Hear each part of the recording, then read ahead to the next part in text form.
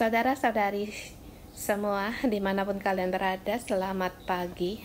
Hari ini kita merenungkan satu Tawarik pasal 10 yang disampaikan oleh Pastor Jason. Pasal 1-9 itu silsilah.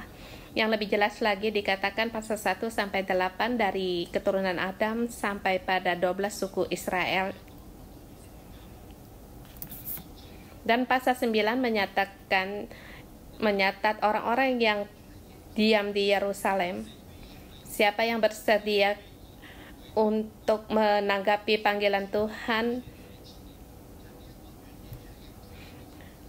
Berapa yang bersedia untuk membangun kembali Yerusalem? Mereka ini dicatat, diingat, terlebih lagi orang imam, orang-orang Lewi, para pelayan-pelayan kerja, dan 4 suku. Dan sampai di pasal ke-10,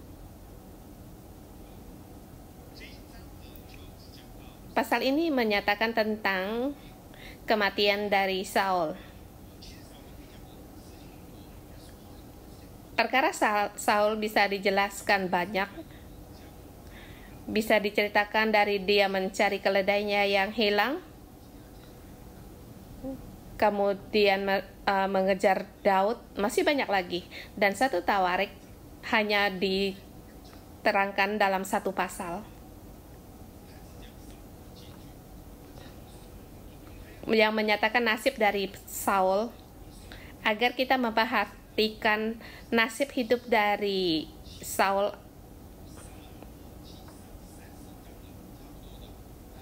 Dan di satu Tawarik pasal 10 hampir sama dengan 1 Samuel pasal 10. Ada sedikit perbedaannya, yaitu perbedaannya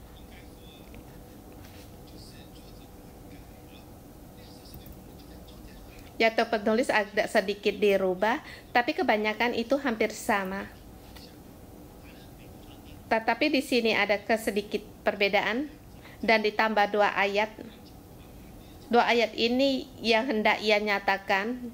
Jadi pasal ini dengan tema waspada, jangan mengkhianati Allah. Saul adalah orang yang dipilih Tuhan. Saul, dia ada panggilan untuk menyelamatkan orang Israel dari tangan orang Filistin. Dan panggilan ini seumur hidup. Dalam setiap peperangannya ia mendapatkan kesuksesan, menang perang. Hanya kalah dalam peperangan. Dan ini yang terakhir, mengapa ini adalah hasil dari dan seperti tema kita hari ini, waspada, jangan mengkhianati Allah. Waspada, jangan mengkhianati Allah. Saul mengkhianati Allah, jadi mempunyai nasib hidup yang demikian. Walaupun dia yang dipilih,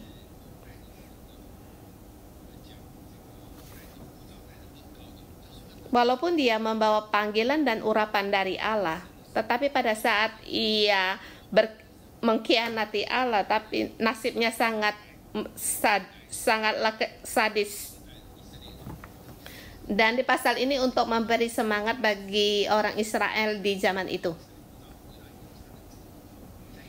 Dan kita untuk kembali ke Yerusalem itu hal yang sangat baik. Dan terus mengikuti. Tetapi pada saat kita meninggalkan Allah, maka celakalah kita.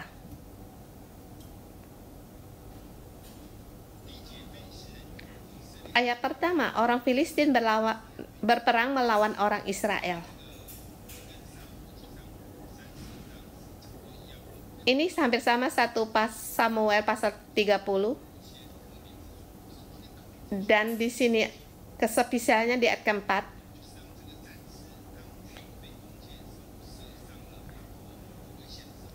Yaitu waktu di medan perang Saul luka.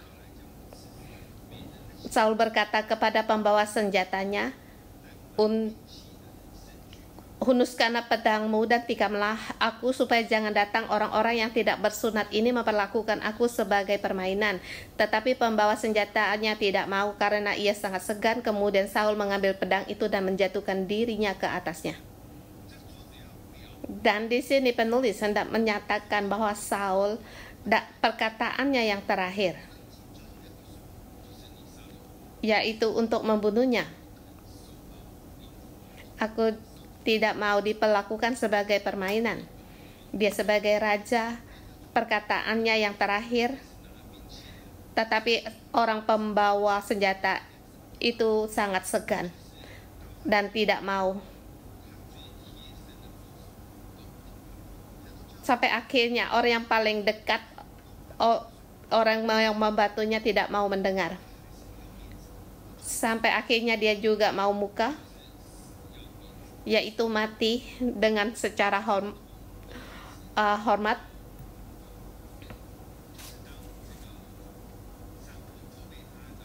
Jadi pada saat Samuel menegur dia, Samuel mengoyak jubah Samuel.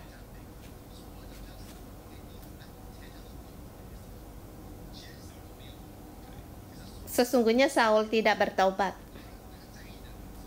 Yang dia pedulikan, Samuel, apakah kamu boleh bersama dengan aku untuk menyembah Allah di hadapan rakyat untuk meninggikan aku? Itu hal yang paling dia utamakan. Mengapa dia menyerang Daud?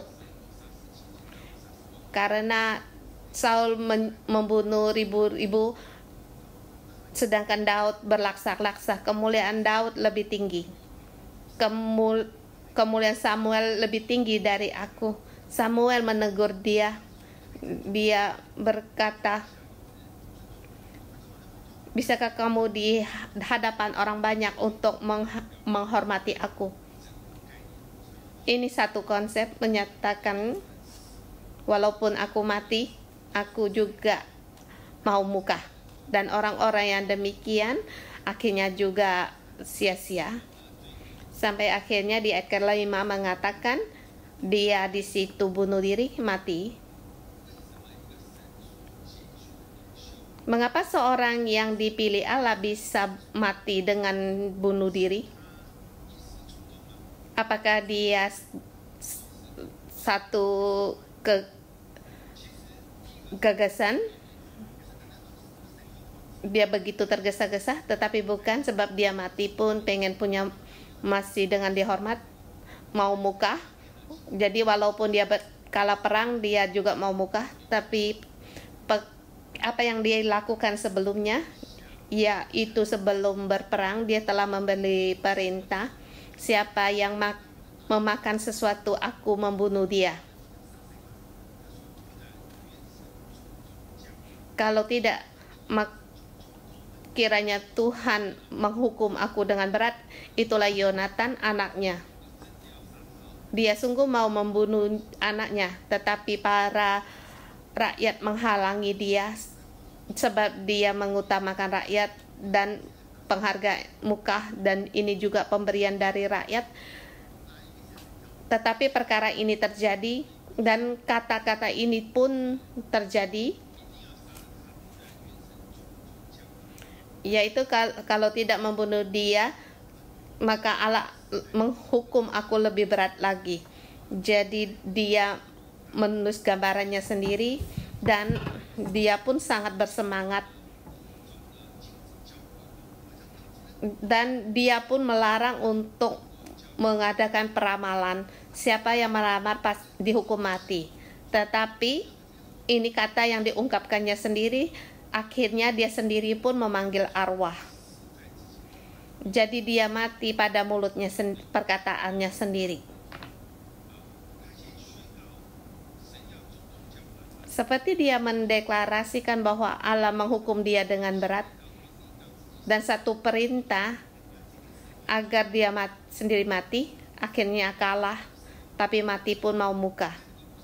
Ini bukan dia yang sengaja.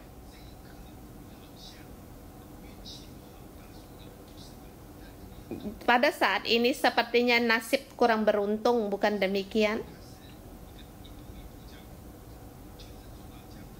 Tapi dia selangkah demi selangkah sampai pada nasib yang demikian. Kemudian kita terus melihat di ayat ke-6. Jadi Saul ketiga anaknya dan segenap keluarganya sama-sama mati. Tadi kita katakan hampir sama dengan 1 Samuel pasal 30, petunjuk ini di pasal 31 mengatakan demikian. Demikianlah Saul dengan ketiga anaknya bersama dengan orang-orang yang membawa senjata pun bersama meninggal di situ. Jadi mereka di 1 Samuel pasal 31, jadi Saul ketiga anaknya dan pembawa senjatanya dan seluruh tentaranya sama-sama mati pada hari itu. Jadi di sini tidak semua sebab di Yonatan, akhirnya juga Daud mengingat pada dia. Di sini yang dipertegaskan yaitu segenap keluarganya, yang menyatakan bahwa dinasti kerajaan Saul selesai. Dan pembawa senjata dan seluruh senjata sama mati itu tidak penting. Yang penting di sini segenap keluarga Saul mati. Kemudian di ayat ke-7, ketika dilihat seluruh orang Israel yang di lembahnya bahwa tentara telah melarikan diri dan bahwa Saul serta anak-anaknya sudah mati, maka mereka meninggalkan kota-kota mereka lalu melarikan diri juga. Kemudian datanglah orang Filistin dan menetap di sana. Orang Filistin tinggal di tepi laut pesisir. Sekarang menang perang, mereka tinggal di daratan, di padang. Seperti orang Israel, mereka tinggal di dataran Kanaan. Pada saat kala perang, orang Israel diam di tempat perjanjian. Mengapa bisa jadi demikian? Ini harus kembali dari awal orang Israel untuk minta ada raja bagi mereka. Dan hal ini membuat Samuel juga sedih. Allah menghibur dia, jangan bersusah hati. Bukannya mereka menolak kamu, tetapi mereka menolak aku. Jadi ikuti keinginan mereka.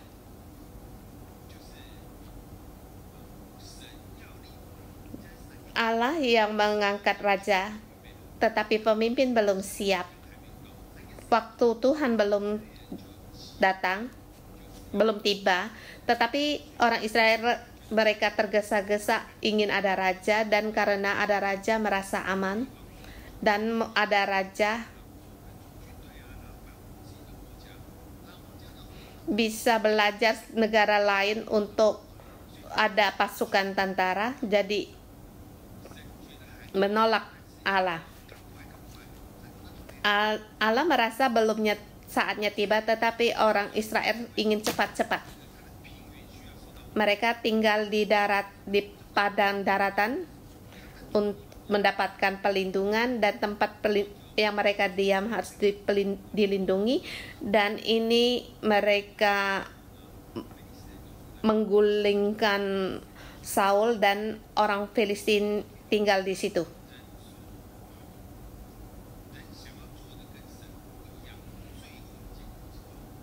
Jadi kita melihat pada saat keinginan manusia berbeda dengan keinginan Allah, hasilnya demikianlah. Sampai akhirnya orang Filistin menetap di tanah Kanaan. Pada saat mau mengangkat raja, masalah itu sangat bermasalah. Kemudian Saul setelah dia mati, di situ diketahui bahwa Saul telah mati.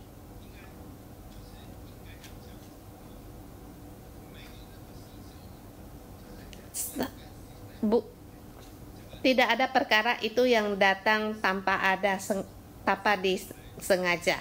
Seperti Saul, kita perhatikan pasal 9.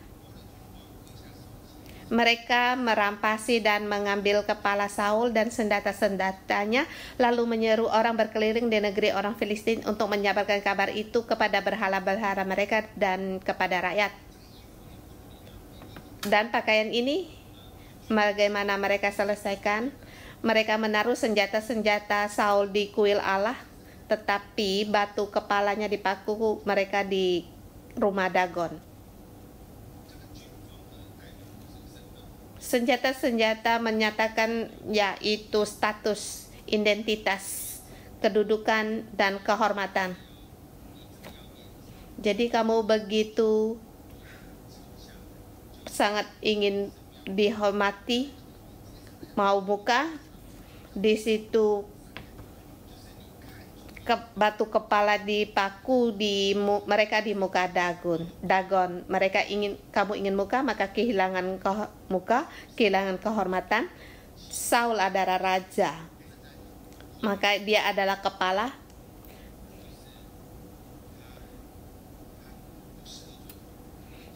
Kepalanya dipenggal, jadi dia tidak cocok untuk menjadi kepala. Dan kepalanya dipenggal melambangkan pikirannya juga sangat punya masalah, jadi di situ menghadapkan penghukuman, dan kepalanya dipaku mereka di rumah Dagon. Dan Dagon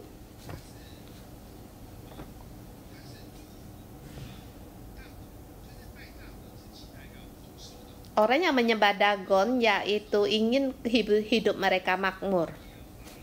Hasil tani mereka berhasil, panen berhasil, dan panen berhasil itu melambangkan kekayaan dan kesuksesan berhasil. Tetapi batu kepalanya Saul dipikir oleh Saul,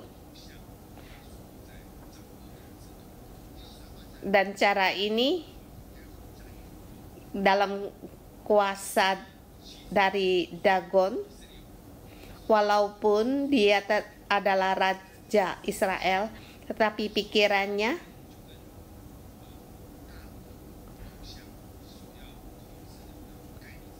dengan konsep pikiran sama dengan Dagon untuk mengendalikan pikiran orang lain. Orang ingin berharap makmur dan hasil panen berhasil, jadi kepalanya diberikan kepada Dagon. Dan senjata-senjata Saul itu untuk di kuil Asitoret, sebab dia adalah juga pahlawan. Bagi mereka yang menyembah Asitoret juga berhubungan untuk meraih kemenangan dalam peperangan. Jadi senjata-senjata Saul ditaruh di kuil Asitoret. Asitoret juga suka berperang dan kepalanya di rumah Dagon. Jadi hidup ingin dihormati, mati pun ingin dihormati, dan bagaimana orang ini diselesaikan lebih lagi agar dia tidak dihormati sampai mati. Ini dari segi kedagingan. Untuk mematikan kedagingan, kalau kita mengutamakan kehormatan atau muka, maka seperti kita ditelanjangin, kepala pun dipenggal. Ini sebagai perhatian, peringatan.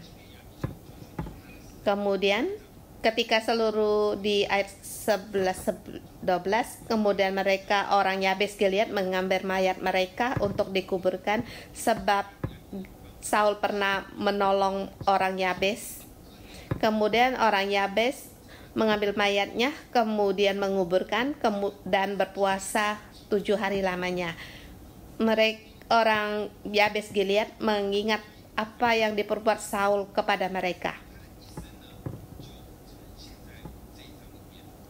Jadi Saul seumur hidupnya hanya tercatat di dalam pasal ini, dan dia berperang melakukan yang baik bagi orang Yabes. Tapi akhirnya dia mati di dalam peperangan. Jadi penulis mengambil 2 keputusan.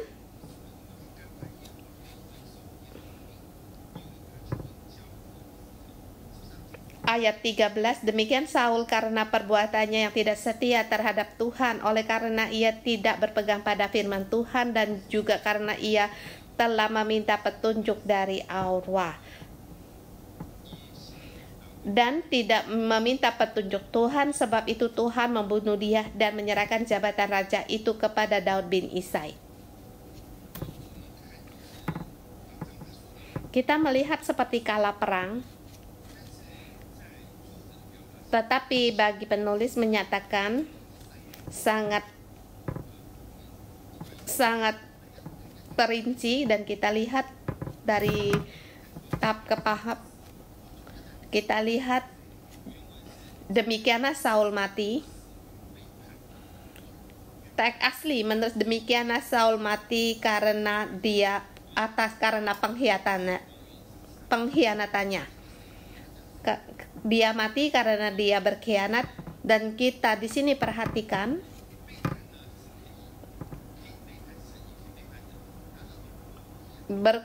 bisa berkhianat kepada manusia dan bisa berkhianat kepada Allah.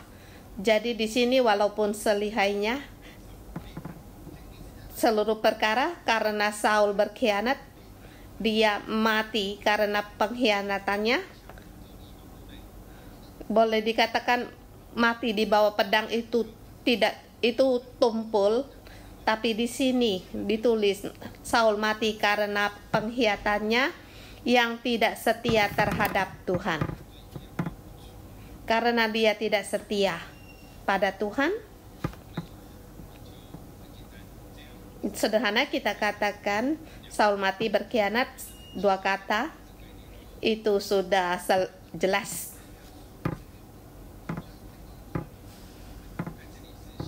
Tetapi di sini dikatakan Saul mati karena pengkhianatannya yang tidak setia terhadap Tuhan. Kemudian dikatakan dia tidak berpegang pada firman Tuhan. Juga karena ia telah meminta petunjuk dari arwah.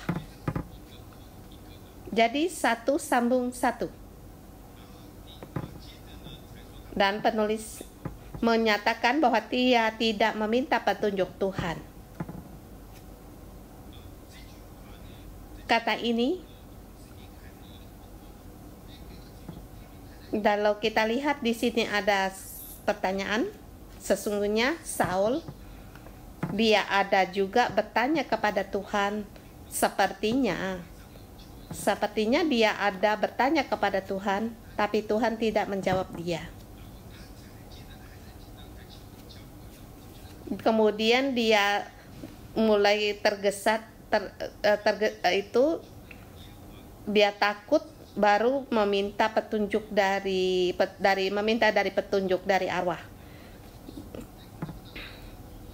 Jadi kalau tidak minta petunjuk Tuhan, sepertinya itu salah menyalahkan Daud, seperti menyalahkan Saul, sebab merasa dia minta petunjuk kepada Tuhan, tetapi seperti tidak dijawab. Seperti kita sebagai pemimpin, aku ada tanya pada Tuhan, tetapi dia tidak menjawab aku. Masalahnya perkara ini ada di bawah Tuhan, tetapi Tuhan menjawab, kamu demikian tidak termasuk bertanya. Dan aku pun merasa apa yang aku ucapkan kamu tidak mendengar, jadi aku tidak memberitahukan kepadamu. Jadi kamu tidak membawakan segenap hati untuk bertanya, jadi aku tidak menjawab kamu. Jadi dia selangkah demi selangkah.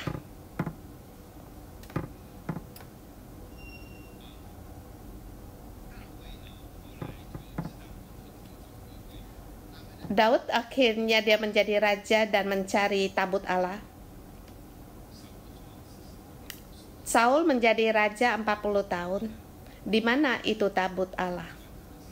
Dia tidak peduli, bukan urusannya. Jadi sudah terlihat bahwa hatinya tidak ada pada Allah. Banyak dalam perkara bisa dilihat hatinya tidak setia pada Tuhan. Pada saat Nabi Samuel menegur dia tidak bertobat. Seperti Raja Agag, dia dikalahkan, merampas lembu ternaknya. Masih berkata kepada Nabi Samuel, berkata, apa yang Tuhan perintahkan aku lakukan. Jadi dia mendengar itu secara memilih dan mengambil keputusan dia sendiri menjadi tuannya. Jadi menurut Allah kamu tidak mau mendengar. Jadi sampai akhirnya Allah pun tidak peduli sama dia. Dan yang kita perhatikan segi kita dan Tuhan. Aku merasa aku ada bertanya, tetapi sesungguhnya tidak terpikir untuk mendengar.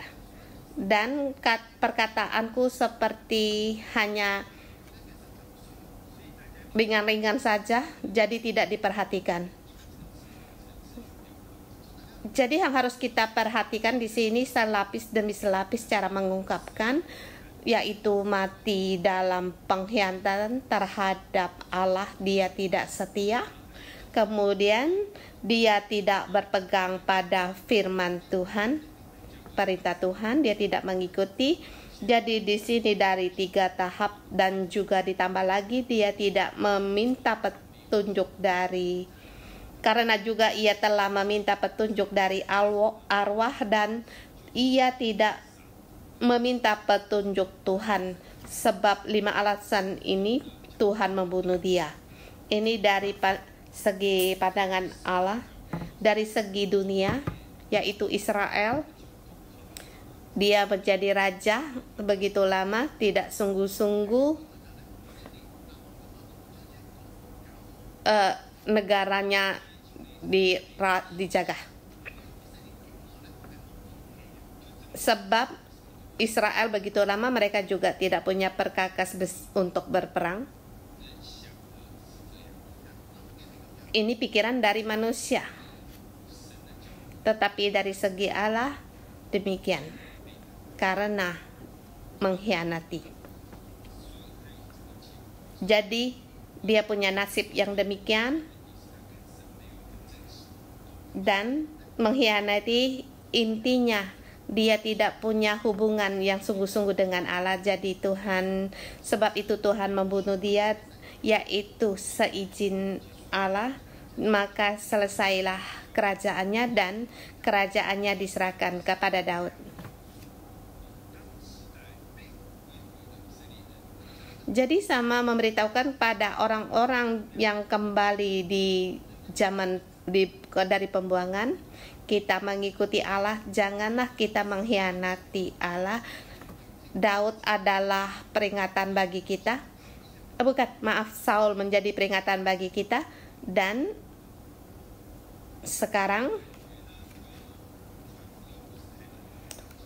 sepertinya kita menginjil itu hal yang tidak sulit.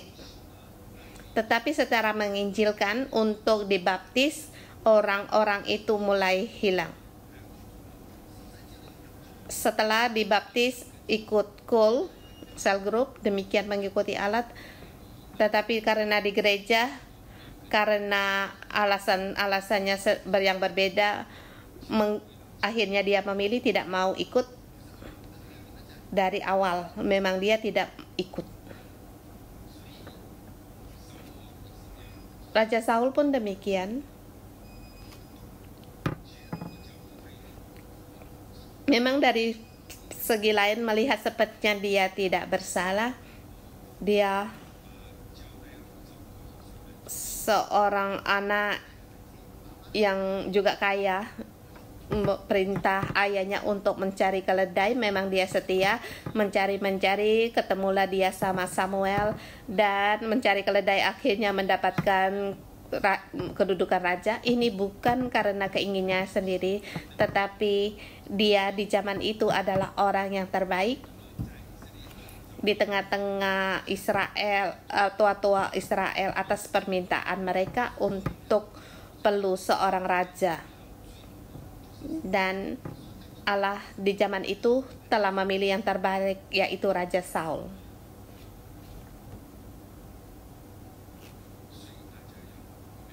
Jadi kita semua harus mempersiapkan diri kita sendiri. Jangan kamu merasa belum tidak sampai giliran saya. Setiap orang pada saat tidak yang tanpa sepengetahuanmu itu berubah. Seperti di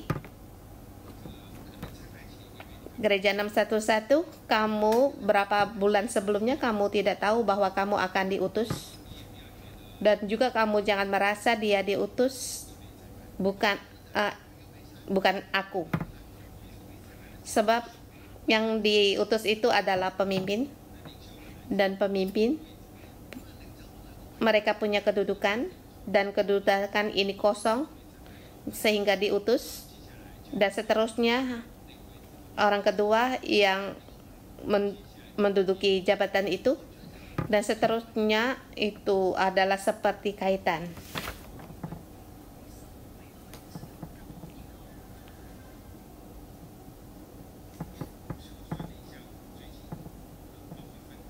Termasuk kita cabang gereja barusan ini ada 25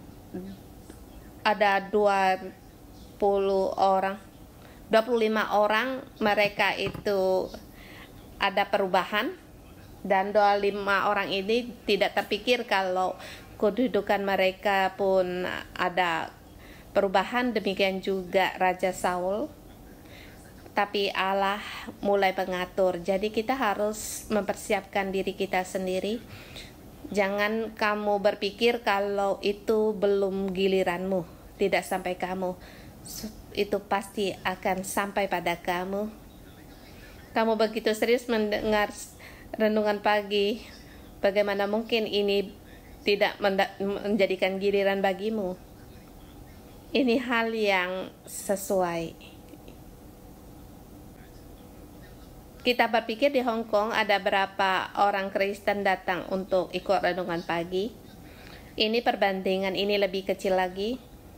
Bagaimana bisa terlihat kamu? Kita lihat Raja Saul. Jangan merasa jauh darimu, itu sangat dekat denganmu, sangat dekat. Jadi Saul menggunakan 40 tahun hidupnya memberikan kesaksian ini, dan di satu penulis Tawarik ini kembali ditulis di dalam Alkitab. Dan dari turun-temurun, dari generasi-generasi harus ingat, waspada, jangan mengkhianati Allah. Kita harus mohon Tuhan untuk agar kita jangan mengkhianati Allah. Kita terus mengikuti Allah sebab Ia menyertai kita. Dan juga kita jangan berpikir kalau kita membuat satu kesalahan mempunyai nasib yang buruk. Sebab Allah melihat hidup seseorang itu sangat berharga. Demikian juga Saul, karena dia selangkah demi selangkah yang terus-menerus tidak bertobat, baru nasibnya demikian. Memang punya kesempatan untuk bertobat,